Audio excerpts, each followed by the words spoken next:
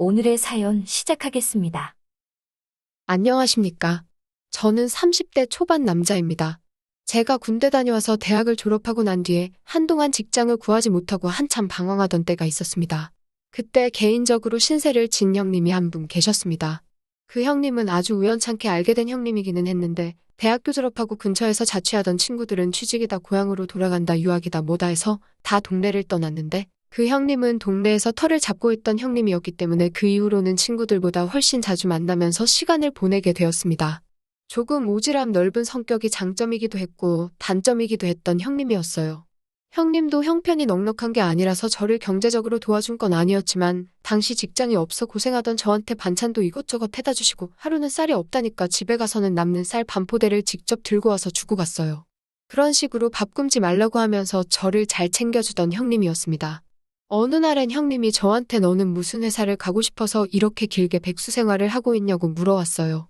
제가 당시에 딱히 직장을 못 구해서가 아니라 돈도 잘 쳐주고 조금 이름 있는 회사에 다니고 싶어서 취직을 미루고 있다고 말했습니다. 그랬더니 형님이 저한테 지금 네가 그런 거 가릴 때냐면서 일단 나중에 옮기더라도 당장 일할 수 있는 회사부터 찾는 게 먼저라고 저한테 핀잔을 주더군요. 그러다가 형님이 지금 형수님이 다니는 회사에서 사람을 뽑고 있는데 거기에 한번 지원해보라고 말해서 저도 그냥 될까 싶은 마음에 지원을 했습니다. 그런데 정말 합격이 되었고 얼마 지나지 않아서 그 회사에 출근을 하게 되었어요. GI 교대로 출근하는 일이었는데 일이 저에게 잘 맞았습니다. 통근버스가 집 근처까지 와서 교통비도 따로 들지 않고 출퇴근이 어렵지도 않았고요. 첫 월급이 들어왔는데 수령액이 생각보다 넉넉해서 첫 월급을 탄 그날 바로 갖고 싶어 하던 차를 한 대 계약하고 왔습니다. 차 키를 받은 첫날에 형님에게 연락해서 차 샀다고 시승식 하자고 연락을 했어요. 그런데 형님이 또 오지랖을 부리면서 이제 막 첫 월급을 탄 놈이 무슨 자동차냐면서 저를 나무라더군요. 지금이야 그 심정이 이해가 가고 저도 동생이 있었다면 똑같이 행동했겠지만 그때는 남이사 무슨 상관이냐며 뭘 그렇게 오지랖을 부리냐 싶어 참을 수가 없더라고요. 칭찬을 받으려고 한 행동은 아니지만 괜히 욕까지 먹은 것 같으니 욱하는 마음에 형님에게 내가 내 돈 벌어서 쓴 건데 뭐가 문제냐고 형님이 차 사는데 보태준 게 있는 것도 아니고 돈을 빌려서 산 것도 아닌데 너무 이래라 저래라 하는 거 아니냐고 한마디 했습니다. 형님은 그런 저의 행동에 크게 실망한 듯 그러냐고 말하며 더 이상 말을 잇지 않으셨고 한참 성질을 내고 있는 제 앞에서 한숨을 크게 내쉬더니 네 앞가림은 네가 알아서 하는 거지 하면서 그동안 괜히 미안했다며 차에는 타보지 않고 그냥 집 안으로 들어가 버렸어요. 그 뒤로는 자연스럽게 형님하고 관계가 소원해졌습니다. 지금 생각해도 제가 잘못한 걸 알았지만 그때도 저는 잘못한 거라는 불편한 마음을 가지고 있었습니다. 항상 저를 그렇게 챙겨주던 형님이었으니 다른 것도 아니고 저를 진심으로 걱정해서 그런 말을 꺼낸 것일 텐데 그 마음도 그 당시에 알고 있었고 이해하고 있었지만 그 알량한 자존심 때문에 선뜻 제가 먼저 나서서 형님과의 관계를 회복하거나 할 수 없었습니다. 어쨌든 제가 그때 차를 갖고 싶어 했기도 하지만 차를 산 이유 중에 하나가 통근버스가 10,000원이 되었을 때 부득이하게 서서 가야 하는 경우가 있는데 며칠 안 된 출근길이었지만 제가 버스를 탑승하는 위치가 아무래도 중간쯤에 있는 정류장이기 때문에 버스가 이미 10,000원인 상태일 때가 허다했거든요. 10,000원 버스에서 힘들게 서서 가는 형수님을 보고 나서 제가 차를 사야겠다는 결심을 굳히기도 했거든요. 형수님 고생시키지 않고 출퇴근을 자차로 직접 하려던 계획이 있었던 거예요. 그런데 오히려 저에게 차를 왜 샀냐며 화를 내시니 내 마음도 몰라주는 형님이 밉기도 했던 것 같아요. 아무튼 그렇게 연락이 끊기게 되고 서로 모르는 사람처럼 지낸 지 1년이 훌쩍 넘어버린 언젠가의 이야기입니다. 저는 차를 구매한 이후로는 통근버스는 정말 어지간해서는 타지 않았어요. 차 유지비가 많이 부담스럽기는 했지만 그래도 아예 저축이 없는 것도 아니고 나름 즐겁게 잘 지내고 있었습니다. 주간 근무가 끝나고 야간 출근을 하게 된 날이었어요. 평소처럼 콧노래 흥얼거리며 차로 가고 있는데 어떤 정신 나간 사람이 제 차 앞에다가 그것도 사이드까지 걸어놓고 주차를 해놓은 거 아니겠습니까? 차 유리에 있는 연락처로 차 빼달라 전화를 걸어도 도무지 답장이 없고요. 그러다 이 차주가 나타나는 걸 기다렸다가는 회사에 지각을 해버리겠다는 생각에 고민하다가 통근버스로 몸을 돌렸습니다. 속에서는 열불이 나고 차 대놓고 잠수 타버리는 사람들을 향해 속으로 욕을 엄청 하고 있었습니다. 제가 버스 타는 걸 싫어하기도 하지만 야간 출근 버스는 정말이지 그 중에서도 최악의 경험입니다. 피곤해 지쳐있는 사람들 얼굴에는 생기도 없어요. 다만 아침에 출근하는 것보다는 사람이 적은 편인데 그나마도 편하게 가려고 사람들이 자리 하나씩 차지해 앉아서는 빈자리에는 괜히 안에 아무것도 들지 않은 것 같은 커다란 가방 하나를 좌석에다 올려두고 나는 혼자서 앉아서 갈 테니 방해하지 말라고 무언의 압박을 주는 것처럼 있거든요. 그날도 버스 안은 혼자 앉은 사람들로 만원인 상태였는데 버스 뒤쪽쯤에 바퀴가 있는 자리에 마침 아무도 앉아있지 않았어요. 그래도 혼자 탈 수 있어서 다행이라고 생각했습니다. 이윽고 버스는 출발했고 다음 정류장에서 다른 출근자를 태우려고 차가 멈춰서더라고요. 다행히 버스는 이미 좌석은 다 차 있는 상황이었고 다음 정류장 출근자들은 앞에서부터 혼자 앉아서 편하게 가려던 녀석들 옆자리부터 먼저 채워져 나가겠다는 생각에 쌤통이라는 생각이 들었습니다. 저는 똑같이 방해받지 않으려고 가방을 창가 쪽 자리에 던져두고 복도 쪽 자리에서 고개를 숙이고 자는 척을 하고 있었고요. 고개를 숙이고 있어서 상황을 보지는 못했지만 차를 타는 사람들이 그렇게 많지 않았던 것 같은데 누군가가 제가 있는 거의 맨 뒷자리까지 와서는 제 어깨를 톡톡 건드리더군요. 깊은 잠에 들은 척을 하고 요지부동 자리를 양보해주지 않으려고 했어요. 왜냐하면 바퀴가 있는 쪽 창가 자리는 그 높이 때문에 오히려 다리가 더 불편한 자리였거든요. 그런데도 그 사람은 포기하지 않고 제 어깨를 계속 건드리더라고요. 숙이고 있는 고개로 눈을 흘긋떠서 누가 자꾸 내 옆에 앉으려 하는 건가 보니 치마를 입고 있는 여자의 다리가 보였습니다.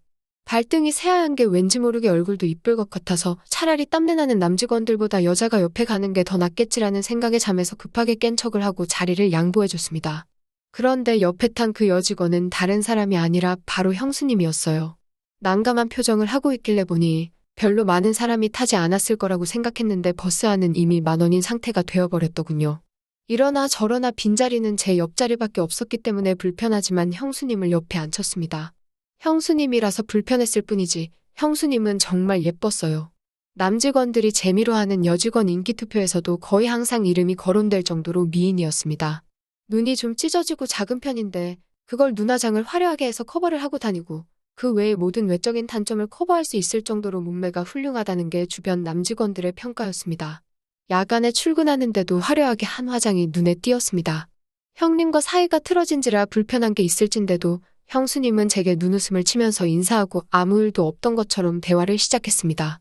배려심이 있는 사람이라는 게 느껴졌던 게 그 와중에도 제 기분을 맞춘다고 형님 이야기는 한 개도 하지 않으셨어요. 거의 형님하고만 시간을 보내왔기 때문에 형수님하고는 그렇게 친하게 지낼 기회는 없었고 오히려 모르는 사람이라고 해도 될 정도로 교류가 없었습니다. 통근버스에서 1시간 남짓 대화를 나눴는데 말도 잘 통하고 의외로 저랑 코드가 맞는 게 많았습니다. 형님의 여자라는 걸 아예 배제하고 본다면 정말 매력적인 여자라는 생각이 들었습니다. 회사에 도착해서 헤어졌는데 무언가 강한 여운이 남더라고요. 야간 근무가 끝나고 통근버스가 뜨기까지 시간이 좀 붕 떠서 회사에서 돌아다니고 있는데 복도에서 형수님을 다시 마주쳤습니다.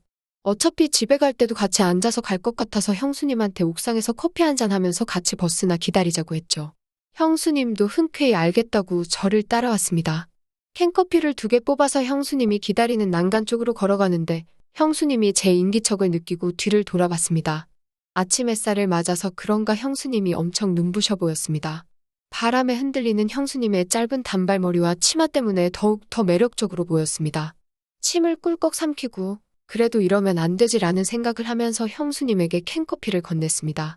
형수님하고 대화를 나누는데 정말 앞으로 여자를 만난다면 이런 여자를 만나고 싶다고 할 정도로 제 마음을 편하게 만들어줬습니다. 옥상 너머로 통근버스가 들어오고 있는 게 보여서 형수님한테 버스가 온다고 이만 가자고 했습니다. 형수님이 저에게 캔커피를 사주셨으니 자기가 버리겠다고 하면서 제 손에 쥐고 있던 빈 캔을 가져가는데 어쩌다 보니 손이 맞닿았어요. 그 순간에 진짜 제 몸에 무슨 번개처럼 전율이 오고 곧바로 형수님을 쳐다봤는데 형수님도 제 손 위에 손을 올리고 있는 상태로 무언가 갈망하는 듯 저를 쳐다보고 있더라고요. 어느샌가 누가 먼저라고 할 것 없이 형수님과 저희 입술이 하나가 되었습니다. 한참을 그러다 정신이 들어서 버스 타러 가야지 하고 어색하게 버스로 뛰어갔습니다. 형수님과 버스 안에서 나란히 앉아 퇴근을 했습니다. 아까의 여운이 남았는지 형수님이 옆에 앉은 제 손을 잡아오더라고요. 주변에 누가 볼까봐 제 가방을 무릎 위에 올려두고 남들이 보지 못하도록 만들어놨습니다. 그날로부터 형수님하고는 형님에게 말하지 못할 관계가 되었습니다. 형님은 아침에만 출근하니 야간 출근을 하는 날이면 저는 형님의 집으로 가서 형수님과 시간을 보냈어요. 3일의 이틀꼴은 항상 형수님과 함께 보내는 시간이었습니다. 제 마음속에 죄책감이 있기는 했지만 형수님이 저를 대하는 자세나 저를 위해 해주는 여러 가지들만 봐도 그런 마음이 사라질 정도로 황홀한 순간들이었습니다. 그렇게 저는 형님이 없는 집에서 혹은 제 차에서 때로는 저희 집도 모자라 회사에서까지 형수님을 만나는 모든 곳이 바로 데이트 장소가 되었습니다. 또 한편 다른 마음으로는 저가 하는 일에 일일이 잔소리를 해가며 저를 그렇게 우습게 보던 형님의 여자를 제가 뺐었다는 그런 우월감까지 느끼고 있었습니다. 그런 제 마음을 고쳐먹는데 그렇게 긴 시간이 걸리지 않았습니다. 그날도 여느 때와 다름없이 야간 근무를 출근하기 전 아침부터 형수님 집에서 둘이 꽁냥꽁냥 시간을 보내고 있었어요. 그날따라 형님과 형수님 사이에 무슨 일이라도 있었는지 평소 때보다 더 많은 걸 요구하는 형수님 때문에 아주 고생이었죠.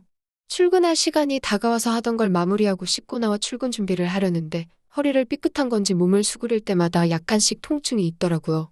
형수에게 파스 같은 거 있냐고 물었더니 남편 방 서랍에 있을 테니 한번 찾아보라고 말하곤 형수님도 출근 준비를 하러 씻으러 들어갔습니다.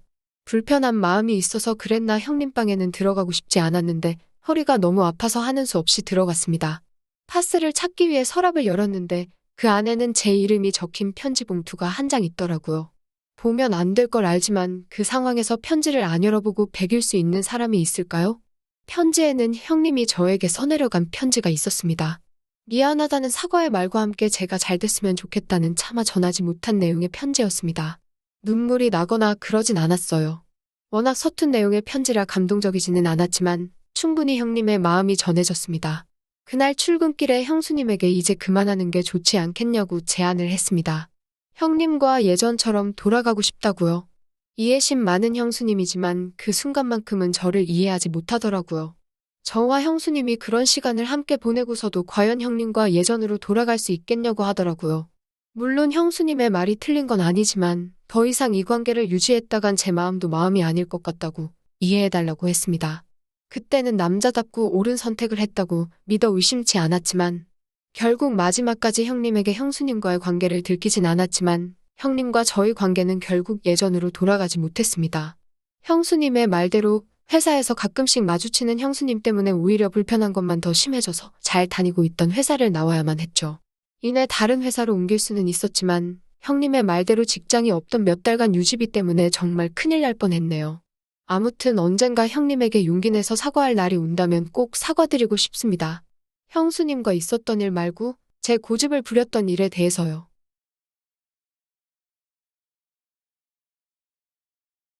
또 찾아주셔서 감사합니다.